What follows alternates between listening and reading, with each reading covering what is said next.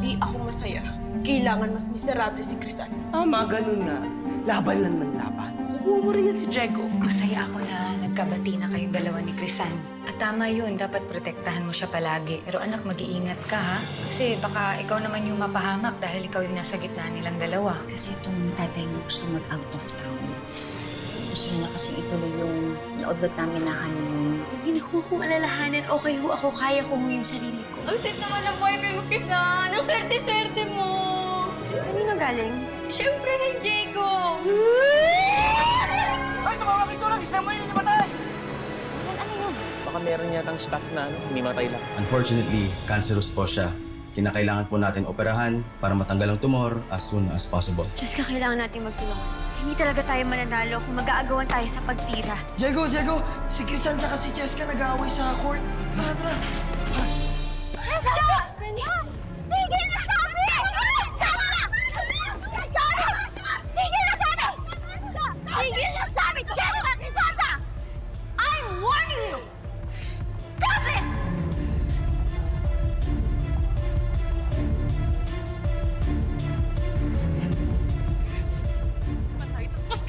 Jessica!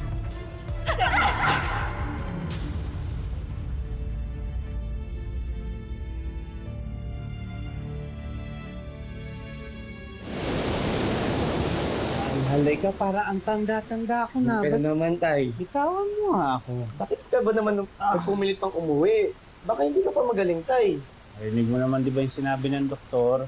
Wala silang magagawa hanggang maoperahan ako. Wala pa naman tayong pera. Babalik lang tayo dun pag nakadiskarte na ako, ha? Patigasan talaga tayo sa ulo, Tay. Sige na. Bibili lang ako ng gamot mo. Ayos lang ba mag-isa ka dito? O ikaw bata ka, hindi pa ako mamamatay, ha? Sige na, gawin mo kung anong kailangan mong gawin. Sigurado ka, Tay, ha? Gusto mo ako pa bumili. Hindi ako na. Ay, nako. Batang to ka, bait-bait. Manang-mano sa akin. Oh, may limutan ka ba? Pinsang kong pogi! Oh, akala mo nakita mo reflection mo, no? Nakarang! Magkawig talaga tayo, no? Raymond? Pinsan, long time no see!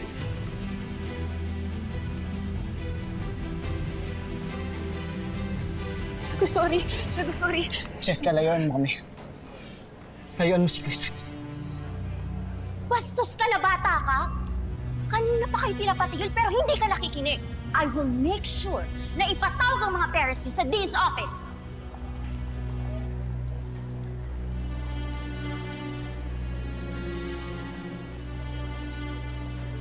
Wala na po akong mga magulang. Miss Bautista, Miss Akim Nasar, I will report this to the Dean's office at sila na ang bahalang magbigay ng punishment sa inyong dalawa. For now, pwede ba? Lumayan yung isa't isa! Cast dismissed!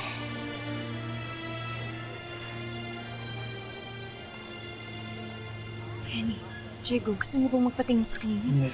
Okay lang ako. Okay ka lang ba, Crisan? Diego, salamat.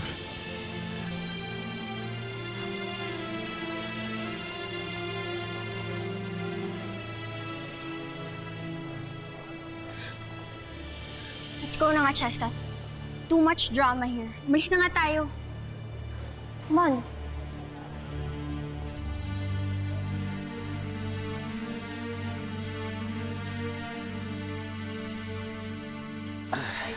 Oh. Tay, ako na yan. Tay, huwag ka Ano na masyadong kumilos. Baka Ay, ako. mabinat pa kayo, eh. Naman, Tatay naman, eh. gaang-gaang yan eh. Insan, pagpasensyahan mo na ha. Hindi pa nakakabit yung aircon namin eh. Pero wag kang mag-alala. Mapresko rito. Masarap ang hangin dito sa amin. Ako, ano ba kayo? Huwag niyo ako intindihin. Ako nga lang itong kikituloy. Dapat ako yung mag-adjust. Pero, insan naman, ba't di ka naman lang nagsabi sa akin na ganito kayo kahirap? Eh, malaki pa yung banyo ng katulong namin eh. Joke! Joke lang. Ikaw naman, no? Pinatatawa ko lang kayo kasi yung mga mukha nyo, ang lulungkot. Hindi na nga kagapuhan yung mga... Hindi, joke lang ulit yun. Hindi. Alam mo, mas okay kayo. Kasi parang nakikita ko parang ang sweet-sweet yung mag-amo. Eh, Kami nga, sobrang dami namin pera, nakakain namin lahat ng gusto namin. Pero yung mga relasyon namin, hindi naman maayos, di ba? Kaya okay na yan, kahit mahirap kayo. Wala na nga akong balita sa inyo eh. Si Manong Manuel, sumalangit na mga kaluluwa niya. Paano nga ulit siya namatay? Aksidente. May nakabaril sa kanya. Alam niyo, lungkot-lungkot ko nung araw na yon. Pero, wala, kailangan ko talagang mag-move on. Yung TV niyo, hindi pa ba kayo mag-move on? Parang 90s na yan. Gumagana pa ba yan? Hindi na ho. Pero ayaw po namang itapon ni tatay kasi ito yung unang nabili niyang gamit. Wala lang kayong pambili. Eh, paano kayo nanonood dyan ng mga, yung mga Korean novelas, balita? May alam pa ba kayo sa balita? Sa kapitbahay. O minsan naman sa resort, sa trabaho ko. Have you guys heard of the internet or Wi-Fi? May mga kung ano-ano. Oo naman po. Pero wala po akong Facebook. Tsaka pag kailangan naman mag-research sa school, may internet shop naman sa bayan. Kaya, yun, nakaka-survive naman kahit walang ganun. Ang bait-bait nitong anak ko na to. Gusto ko ang bilan niya ng cellphone, yung colored, tsaka yung parang malaki na yung screen na ganon. Ayaw? Naku, tay. Bait. Dagdag gastos lang yun. Tsaka yung phone ko naman, nakaka-text tsaka nakakatawag pa rin. Ikaw talaga. Kung sa pagluluho naman, iipunin ko na lang yun para sa gamot niyo. Plastic. Sweet-sweet yung mag-ama. Natutuwa ako sa inyo. Alam nyo, sana hindi ako masyado maging hadlang sa inyong dalawa na magsistay ako rito ng mga ilang buwan, ha? Ilang buwan? Huy. Insan, pamilya ka na. Manatili ka rito hanggat gusto mo. Salamat, Insan. Alam ko talaga ikaw yung mabait kong pinsan eh. Sige na, magpapahinga na ako. Labas na kayo. Okay? Pagod ako sa biyahe. Ay. Sige po. Ay, tubig ba kayo? Just in case, isang baso lang, ha? Best kontrabida of the year talaga yun si Cheska. Walang kupas. Alam niyo, lahat nagbago na eh. Kaya nang galit ni Cheska, ganun pa rin. Bakit ba hindi niya matanggal yung galit niya sa'yo? Tindihin na lang natin siya. Matindi ang pinagdadaanan ni Cheska ngayon. Pero, Isan, hindi naman pwede na lahat na lang isisisi niya sa'yo. Diego, ako nawalan ako ng kapatid. Siya pamilya yung nawala sa kanya.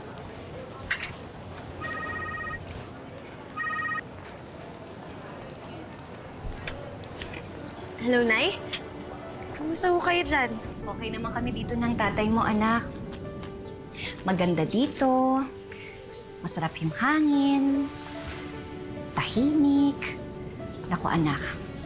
Kung makikita mo lang yung tatay mo, ayan o, ang sarap ng tulog niya. Ang himbing-himbing. Nay, wala naman ho kayong dapat ipag-alalay. Ayokong mag-isip kayo. Dapat sa inyo, mag-relax kayo. Enjoyin niyo ho yung bakasyon niyo, yung honeymoon niyo ni tatay. Alam mo, anak, palagi kitang naiisip eh. Sana talaga kasama ka namin dito. Eh, ikaw, kamusta ka naman dyan? Wala ho kayong dapat ipag-alala. Meron hong mga nagbabantay sa akin, yung guardian angels ko. Si Nori tsaka si Diego. Eh, si Cheska ba? Nagkita ba kayo sa school? Magkaklase ho kami sa PE, Nay. Civil lang naman kaming dalawa. Alam mo, anak, pinagdadasal ko talaga na sana mapatawad na tayo ni Cheska. Sana talaga magkaayos na kayong dalawang anak ko. Ayaw ka na mag-isip, mas-stress ka lang eh. Sige na, sige na. Makikinig na ako sa advice nyo, okay? O sige, anak. O mag-iingat ka dyan, ha? I love you. I love you. Ingat po kayo dyan. Pakisabi rin po kay tatay na mahal ko siya. Bye po. Si Bill? Ano ba yung bagong term sa dalawang babaeng nagkahampasan ng raketa? Ba't di mo sinabi, Crisan? Dapat sasabihin mo kay Ma'am Geraldine yung mga ganung bagay. Oo nga. Ayoko nang pag-isipin pa sila. Mag-aalala lang sila. Ayoko sirain yung bakasyon nila. Isa pa, kaya ko pa naman si Cheska eh.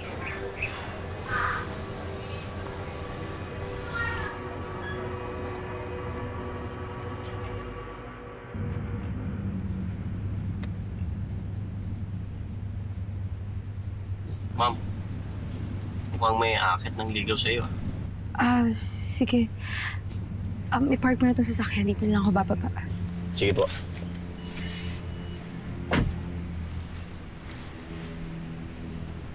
Diego! Diego, kanina ka ba nandito? Gusto mo pumasok na tayo? Paghahanda kita ng merienda. Hindi, Jessica. Ayoko na sana makapagplastikan sa'yo. Hindi ako nandito para makapagmabuti sa'yo. Ako na naman ba pinapalabas sa'yo ni Crisan na masama, Diego? Tingin mo ba, Cheska, kailangan pang marinig yung kwento ni Crisan para malaman kung gaano ako suma yung ugali mo? Cheska, dinamay mo rin ako eh. Sorry, Diego. Ayoko kita madamay. Huwag ka na kasi makasali sa gulo namin dalawa ni Crisan. Cheska, ako nang pinaglalaban ng mahal ko. Paglalaban ko rin. Kasi doble yung sakit na nararamdaman ko kapag nakikita ko siya nasasaktan. Diego, huwag ka namang unfair. Hindi naman lagi nasa tama si Crisan eh. Hindi naman tama na lagi mo siya kinakampihan. Diego, hindi mo alam kung ano pinanggagalingan ko. Cheska, nasa tama man o mali si Crisan. Hindi ko siya magagawang talikuran.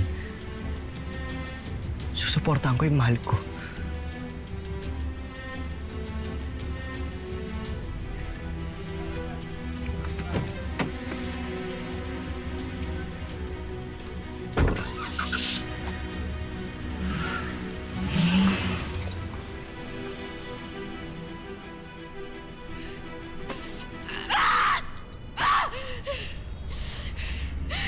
Pwede ko kaya mahalin ni Diego. Ginawa ko naman ang lahat para kalimutan niya si Crisan, pero bakit si Crisan pa din? Ah!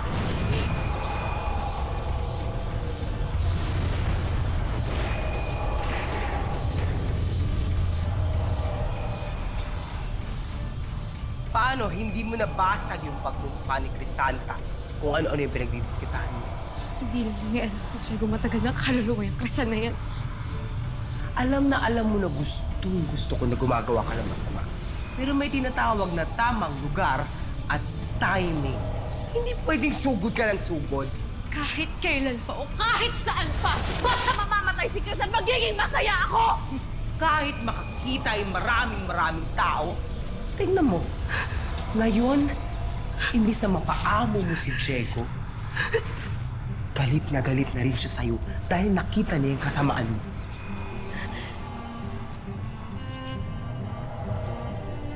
Ayoko magalit sa akin si Diego.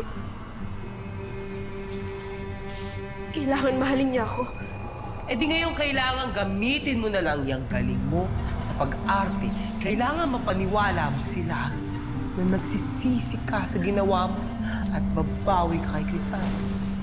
Kasakali, magkaroon ka pa ng pagkakataon kay Diego.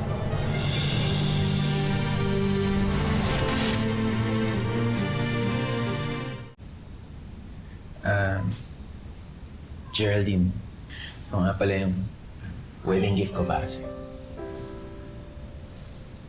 Akala ko naman itong bakasyon na to ang regalo mo sa akin. Nahiya naman ako. Wala akong regalo sa'yo.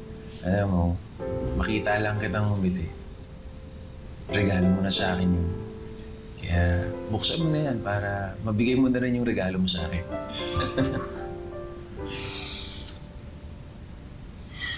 Wow!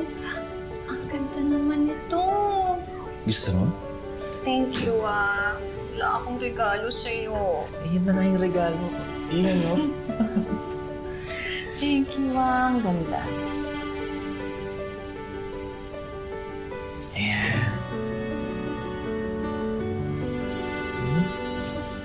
Bagay. Sobra.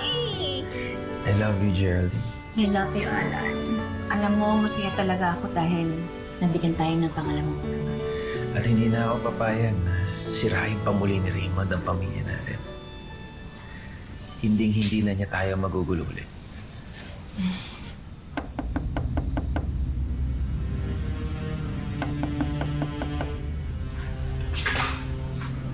come in. Magandang gabi po, sir. Ay, good evening. Compliments po from Villa Cervantes. Wow, thank you ha. Sige, please. Salamat.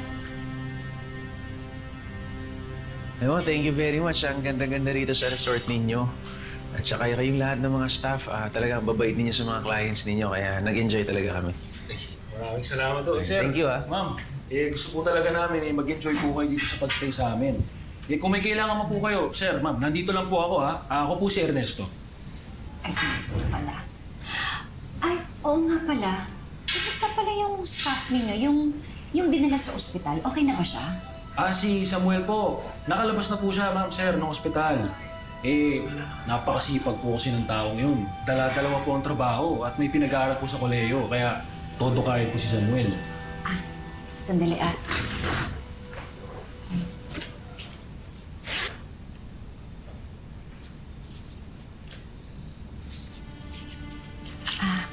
ito para sa'yo. Ay. Tapos ito pakibigay mo na lang kay Samuel. Opo, kay Samuel po, ma'am. Pakisabi na lang, maliit na tulong lang namin ni Alan. Naku, hindi po, ma'am. Napakabuti niyo po. Maraming salamat po. Ma'am, matutuwa po yun. Salamat po, sir. Salamat po, Salamat po. Enjoy po. Salamat. Salamat.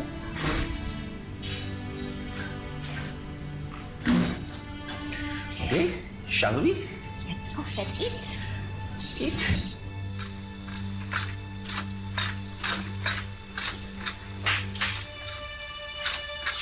Ay, anak ng tokwa naman, oh. Wala na ang TV, walang wifi, wala pa rin tubig. Ay, ano to, Survivor Philippines? Pahirap ng pahirap ang challenge araw-araw. Kawawa naman yung mga nakatira rito. Pinagdamutan ng kaginhawaan sa buhay. Ay, nako. Pasensya na po, Tito. Inihigib kasi tubig dito. Ito po, pinag-ibo kayo ng pampaligo niyo. Claudio, bakit mo naman ginawa yan? Sana ako nalang nagigib. Uy, hindi ako bisita dito, ah. Kaya dapat tumutulong ako sa mga gawain bahay para naman nakakagaan ako sa inyong mag-ama dito. Di ba? Ano ba talagang plan yung gawin? O baka may iba pa kayong dahilan kung bakit kayo biglang sumulpot sa buhay namin? Alam mo, Claudio, wala nung biglang namatay si Dad. Ewan ko ba, parang talagang doon ko na-realize na kung gaano ka-importante ang pamilya. Tapos, sumunod namang bigla-bigla na rin namatay yung pinsan ko si Teresa. Wala na akong pamilyang mapupuntahan eh. Saan pa ba ako pupunta? Siyempre, sa pinsan kong mabait na. Kasing pogi ko pa. Kahit nga ako, Tito, nagulat nga ako sa pagkakahawig ng tatay. Pero sabi nga nila, wala daw talaga sa mundong ito ang eksakto magkapareha. Ano ba ang tingin mong pagkakaiba namin ng tatay mo? Mas maswerte po kayo. Masarap yung buhay, komportable, marangya. Naging doktor pa kayo. Samantala, si tatay, titiis, hirapan sa buhay. May tagulog lang ako. Wawa naman, ano? Ganun talaga eh. Huwag kong mag-alala. Sinuwerte din naman kayo eh. Ito, dumating na ako sa buhay niyo. Sige. Baka kulang to ha. Hindi ako na. Sige. Pasok mo sa loob. Salin mo dyan. Salin mo. Yan. Tapos dagdagan mo naman kasi pambuhok ko lang yan eh. Sige po.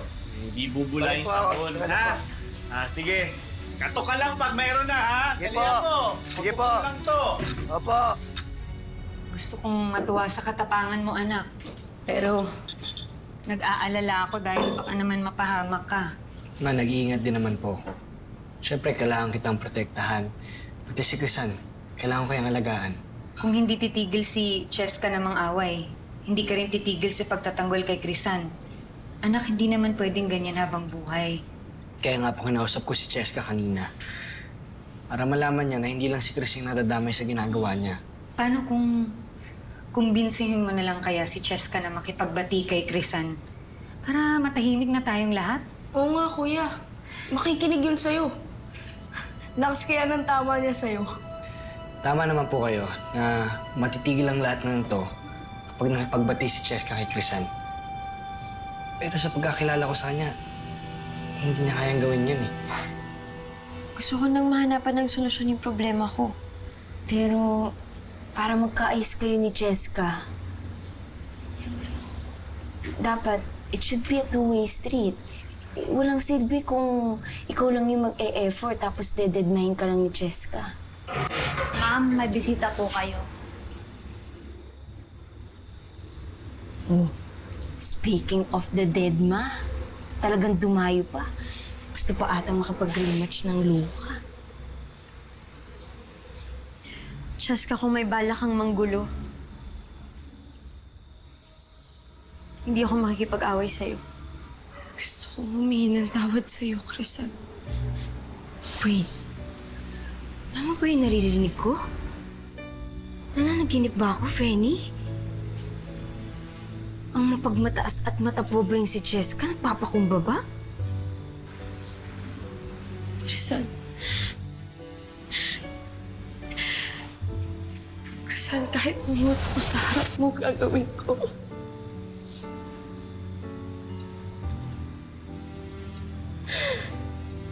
Basta maniwala ka lang sa akin. Nagsisisi na ako, Crisan. Gusto ko nang magbago. Gusto ko nang mabuhay ng tahimik. Crisan, please, patawarin mo na ako. Patawarin mo na ako, Crisan.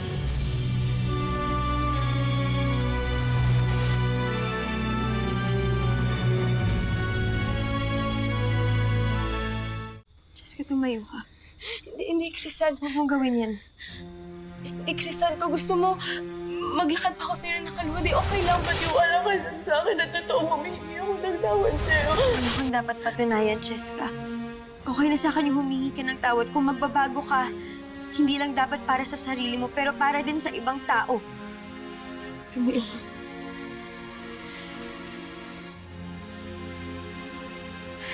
Crisan, salamat ha.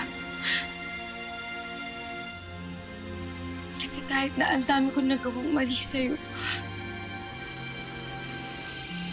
sobrang bait mo pa rin sa akin. Crisan, sorry talaga. Kaya please, magbati na tayo. Gusto ko na makipagkaibigan ulit sa'yo. Huwag nating ipilit. Kasi hindi naman ganun-ganun lang nagtatapos yun. Sapat na humingi ka ng tawad. Alam ko marami pang sugat ang kailangang gumaling. Ngayon gusto kong malaman mo na pinapatawad kita.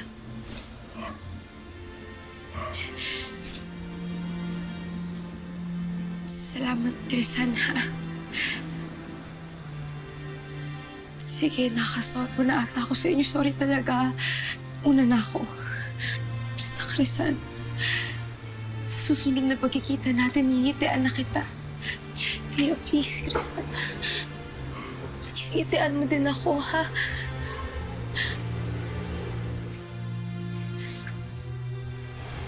Salamat. Una na ako.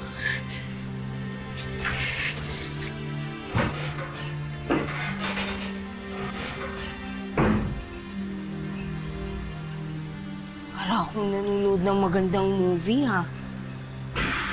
Di ko alam kung maniniwala ba ako dyan sa kontrabidang umaastampida. Bigyan natin siya ng pagkakataong magbago, Nori. Humingi siya ng tawad.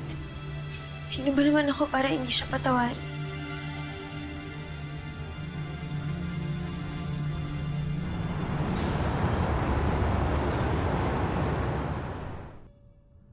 Di ka ba natutuwa? Ang galing-galing ko kaya. At hindi rin magtatagal, mapapaikot ko na ulit si Crisan sa mga kamay ko. At titirisin ko siya na parang kuto. Kampanteng-kampante. Kilalang kilala mo nga yung kambal mo. Maliban sa napakabait niya, utu-utu rin siya. Pero, mas matutuwa ako at papalakpakan ka ng pagkalakas-lakas ng may patayo-tayo pa kung magagawa mo yan kay Diego.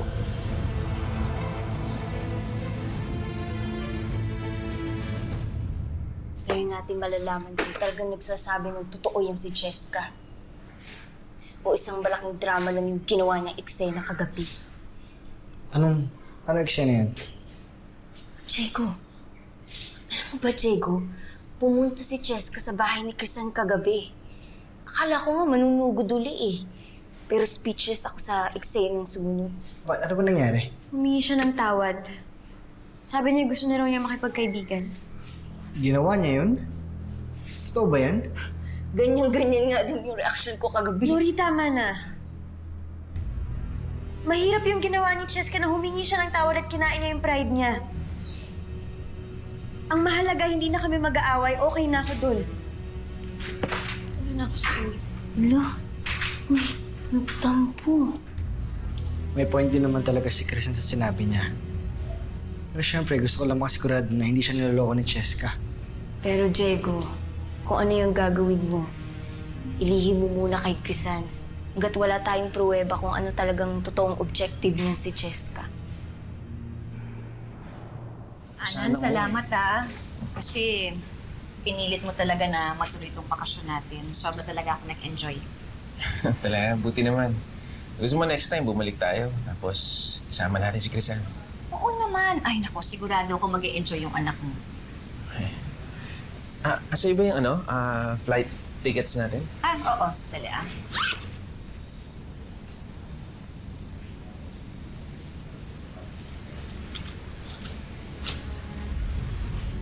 Jer, are you okay?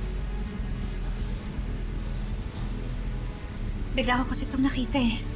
Hindi ko lang kung bakit ito napunta sa hand carry ko. Ay, akin na nga yan.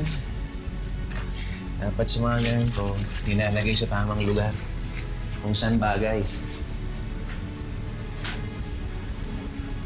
Diyan bagay yan. Okay? Smile ka na ulit.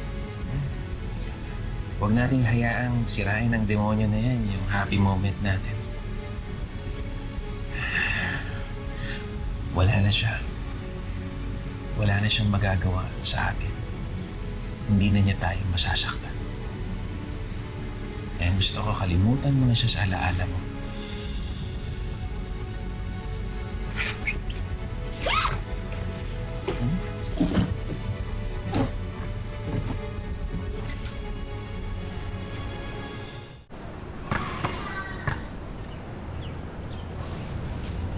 Sige nga.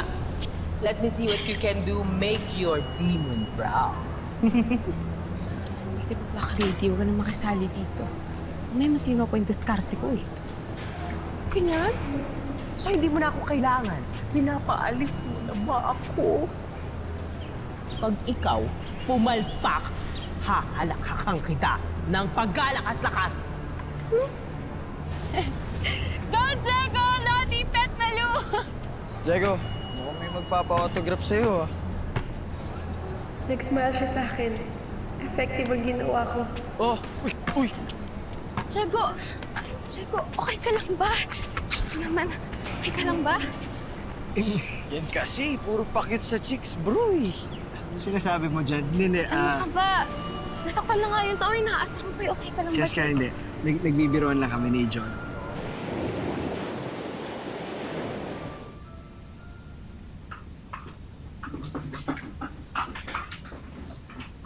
Napakabait at napakasipag mo talagang bata, Claudio.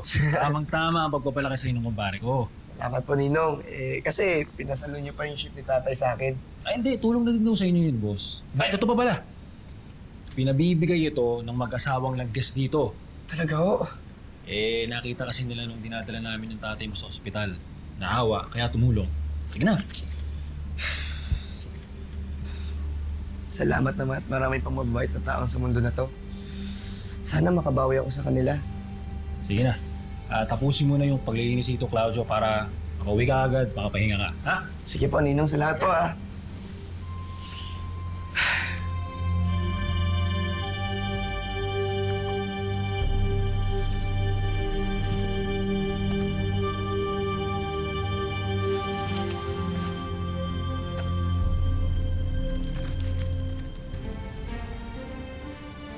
Raymond de Villa? Wanted?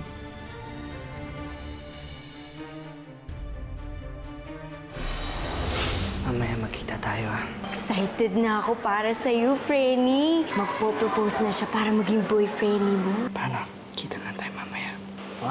Wag na wag mo akong papaasahin, ha? Paano kung scheme lang pala nila yun para makaganti sila nung napahiya mo rin siya dun sa party? Subukan nila lokohin ako. Makikita nila kung sino talaga ako.